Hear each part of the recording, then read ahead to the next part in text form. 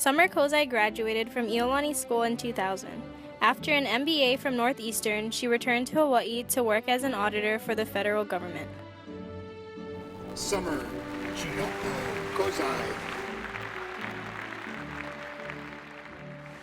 But at age 26, after a trip to the Marshall Islands, Summer fell sick with severe flu-like symptoms. On April 24th, 2009, I felt really sick, and so I went to Queens Hospital to the ER, and as soon as I got there, I went into shock.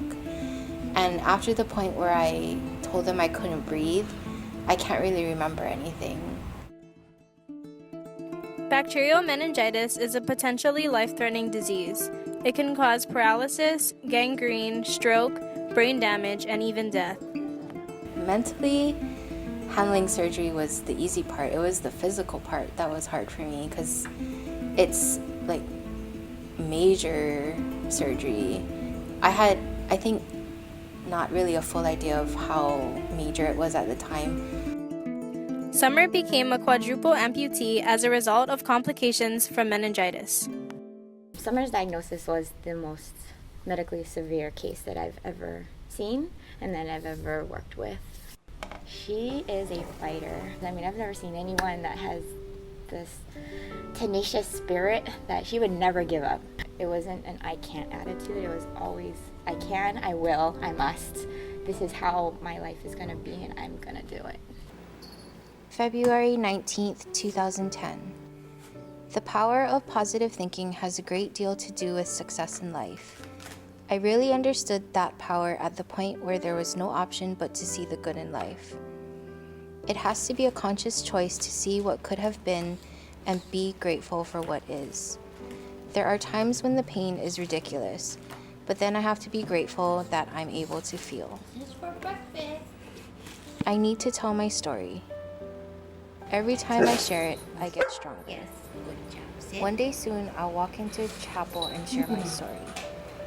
I'll tell the kids that I was them and that they need to listen and learn while they can.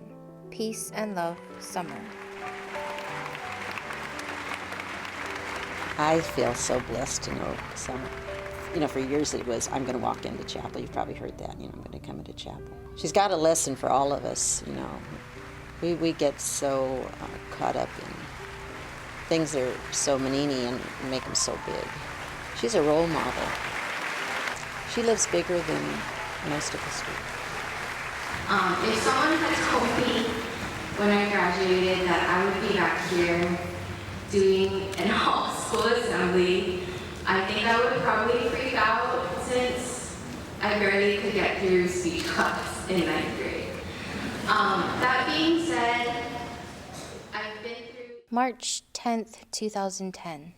Being positive with regard to my situation requires a strong will to consciously focus on only happy things, because it's so easy to visually recognize reasons to be upset with my new life. I'll always miss what I physically lost. I'll never again be able to feel my toes in the sand or feel an engagement ring on my finger, but I'm not angry. I'll feel the ocean again, and I'll find someone who makes me so happy that a ring won't matter. See, there are always two sides. To sum it up, a long time ago, I made a promise to myself to always live my life with grace and to always try to take the high road, however difficult the situation was. I'm always thankful for what I have and who I am, because I know that this is nothing compared to another person who is hurting just as much, but for other reasons. Grace and the high road, that's the way to go. Today, Summer is back at work, learning to drive, and continuing to inspire others. This is Caroline Kodama from Iolani School for HIKI.